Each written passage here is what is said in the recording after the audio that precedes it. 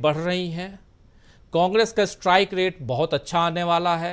क्या आपको लगता है कि राहुल गांधी ने जो जमीन तैयार की है, उस जमीन पर खेती न सिर्फ कांग्रेस कर रही है बल्कि इंडिया गठबंधन के तमाम दल करते हुए नजर आए, और इसीलिए उधर अखिलेश यादव हों या इधर तेजस्वी यादव हों या उधर महाराष्ट्र में शरद पवार और उद्धव ठाकरे हों, ये तमाम नेता बहुत मजबूती के साथ कंधे से कंधा मिलाकर लड़ते नजर आए। दिल्ली में जैसे ही जमानत पर, अंतरिम जमानत पर रिहा हुए अरविंद केजरीवाल, वो सब जगह कांग्रेस का साथ देते हुए नजर आए। कांग्रेस के, चाहे वो दिल्ली के जो 3 सीटें जहां पर कांग्रेस पार्टी लड़ रही है वहां पर अरविंद केजरीवाल नजर आए, चंडीगढ़ में अरविंद केजरीवाल नजर आए, इनके मनीष तिवारी के लिए वोट मांगते हुए नजर आए। यानी एक तरह से देखा जाए कि कांग्रेस ने एक जमीन तैयार कर दी थी, राहुल गांधी ने तैयार कर दी थी, और आज राहुल गांधी इतने परिपक्व नजर आते हैं, जिनका जिक्र अभी कर रहे थे जयशंकर गुप्त जी, जिसके बारे में हम लोग जिनका वीडियो दिखा चुके हैं हम। ये एक अग्निवीर के घर जाते हैं जो शहीद हो चुका है, उनके परिजनों से मिलकर जो ढांढस बंधा रहे हैं, जो सांत्वना दे रहे हैं, वो काबिले तारीफ है। और इन सबको देखा जाए तो कांग्रेस का जनाधार और उसके साथ साथ बीजेपी का जनाधार। राजू जी, पहली बात तो राहुल गांधी जो वो शहीद परिवार में गए, मैं वो बात सुन रहा था। उनको ऐसे मौकों पर ऐसे परिवार से बात करना आता है, और ये बड़ा मुश्किल काम होता है राजीव जी। किसी ऐसे परिवार के पास अगर आप जाएं जिसके ऊपर दुखों का बांध टूट गया हो, आपको शब्द नहीं मिलते कि आप बात क्या करें उससे। राहुल जी गांधी अगर उससे बात कर पा रहे हैं, ये बड़ी बात है। और मुझे नहीं लगता है किसी और नेता में, या मैं तो अपना ही बता सकता हूँ कि मुझको भी बड़ा मुश्किल होता है कई बार जी ऐसे बिल्कुल। किसी परिवार के साथ बात करना कि बात क्या करें। दूसरी बात, देखिए, एक तो पॉलिटिकल लॉजिक है और दूसरा जो मैथमेटिकल लॉजिक है। मैं दोनों चीज़ों पे बात करूंगा। आज चुनाव प्रचार खत्म हो गया। इस ऐतिहासिक चुनाव का, लोकसभा का प्रचार खत्म हो गया। हालांकि नरेंद्र मोदी जी का प्रचार जारी है, लेकिन 2024 के लोकसभा चुनाव का प्रचार आज खत्म हो गया। अब जी 36 घंटे के अंदर वोट पड़ेंगे और चुनाव के का मतदान भी जो है वो पूरा हो जाएगा। 3-4 बहुत खास बातें रही चुनाव में। अब हम प्रचार को हम तुलना कर सकते हैं 1 मिनट के लिए राजीव जी। एक बहुत बड़ी जिसकी आशंका थी कि कोई पुलवामा जैसी घटना हो जाएगी, कोई जो बहुत उदासीन लोग हैं वो कह रहे थे नहीं जी, वो तो पीओके पे अटैक कर देंगे, चुनाव पलट जाएगा, कोई ऐसी ऐसी बातें आ रही थी। ऐसा कुछ नहीं हुआ। चुनाव बहुत शांतिपूर्ण, छुटपुट घटनाओं को छोड़ के सामान्य परिस्थितियों में चुनाव हुआ है।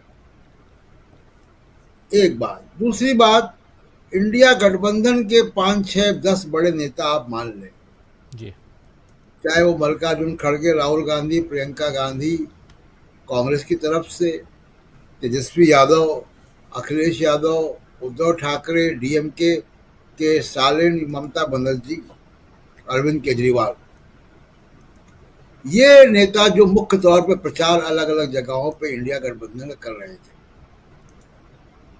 इन नेताओं के से कोई गलती नहीं हुई बोलने में।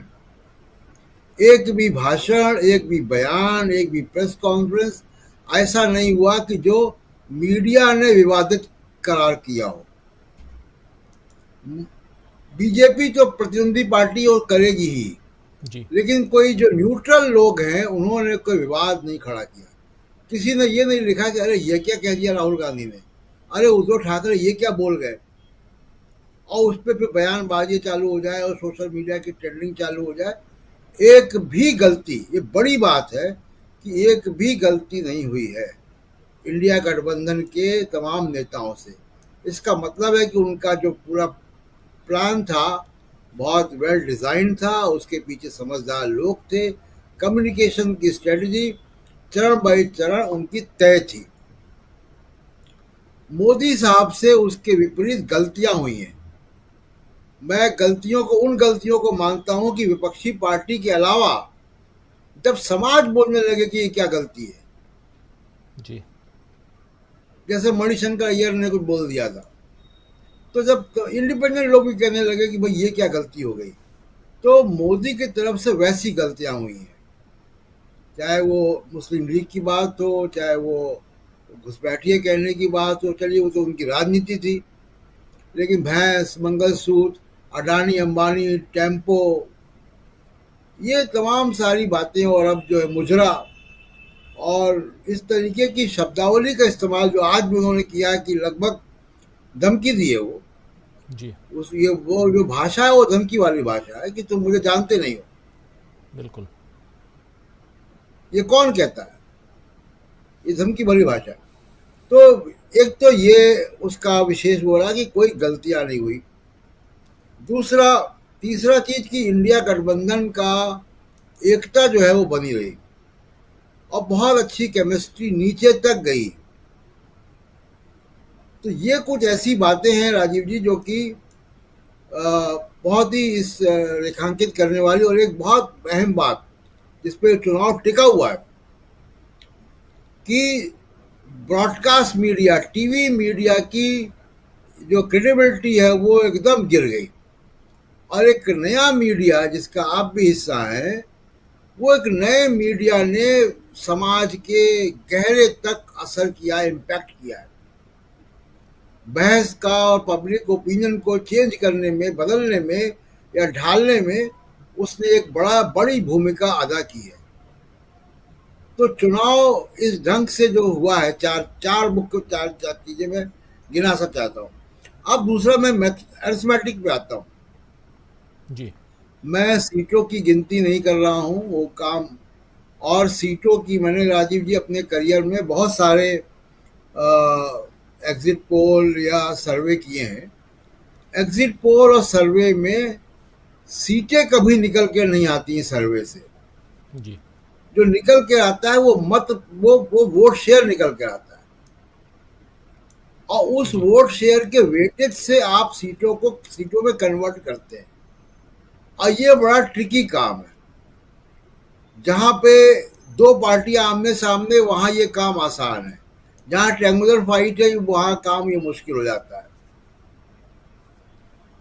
तो अब मैं मत प्रतिशत के हिसाब से एक एनालिसिस देता हूं, फिर आगे की बात करता हूं। देखिए, बीजेपी को 2009 में लगभग 19% वोट मिला और 116 सीटें आई। जी। कांग्रेस को 28% वोट मिला और 206 सीटें आई। 28% वोट, 206 सीटें। अब कांग्रेस के पास वोट कितना है? 19.5%। सीटें 2019 के अनुसार। 2019 के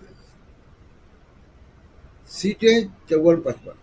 तो अब अभी ये माना जा रहा है कि ये जो एंटी इनकम्बेंसी है मोदी साहब की, जो फैक्टर्स हमने गिनाए, मीडिया साथ नहीं था, मीडिया क्रेडिबिलिटी गिर गई, कोई पुलवामा जैसी घटना नहीं हुई, कोई वेव नहीं है, बड़े नेताओं का इंडिया गठबंधन में एकता रही, इन सब चीजों से कांग्रेस को 5% का फायदा हो सकता है। और जो ओम प्रकाश जी गिना रहे थे किन किन का साथ मिला है, उसमें एक और कम्युनिटी को मैं जोड़ दूं कि बहुत लंबे समय तक मुसलमानों ने कांग्रेस को वोट देना बंद कर दिया था। 89 के बाद से उन लोगों को त्रिकोणीय मुकाबले में किसी और पार्टी को जहां मिलता था वहां वोट देते थे। इस बार ये ट्रेंड बदला है। तो 5% का गेन कांग्रेस को कम से कम होता हुआ दिखाई दे रहा है ऐसे स्थिति में, और 5% का गेन जो अलायंस हुए हैं उस वजह से होता दिखाई देता है। 10% हो गया। तो 10% का अगर बड़े कंजर्वेटिव आंकड़ों के हिसाब से भी देखें तो 10% का गेन कांग्रेस को वहां ले जाता है जहां वो 2009 में थी। तो ये बड़ा सिंपल सा अरिथमेटिक है जो दिखा रहा है कि कांग्रेस को अगर ये गेन होता है, जो कि होता हुआ असंभव नहीं लग रहा है, जिस तरीके का इलेक्शन हुआ है और बीजेपी का रिकॉर्ड है राजीव जी, जी। बीजेपी सत्ता में हमेशा किसी लहर पर आई है, बिल्कुल। राष्ट्रीय मुद्दों पर आई है। अगर वो चुनाव राज्यों में होता है, राज्यवार होता है, कि तमिलनाडु का चुनाव तमिलनाडु के हिसाब से हो रहा है, कर्नाटक का चुनाव कर्नाटक के हिसाब से हो रहा है, महाराष्ट्र का चुनाव महाराष्ट्र के हिसाब से हो रहा है, वहां के नेता लड़ रहे, तब उस वक्त बीजेपी का जो नेशनल एजेंडा है उसके हिसाब से उनको नुकसान होता है, क्षेत्रीय पार्टियों को और दूसरे कांग्रेस को फायदा होता है। तो 10% का अगर कंजर्वेटिव गेन कांग्रेस को दो फैक्टर से हो रहा है, अपनी वजह से, और 5% का अपने अलायंस की वजह से। अगर 10% गेन होता है तो कांग्रेस 2009 की स्थिति में 2006 206 के आसपास के आंकड़े। जल्दी से प्रशांत टंडन जी आपके पास आता हूं, फिर प्रकाश जी और क्लोजिंग के लिए जयशंकर जी के पास आता हूं।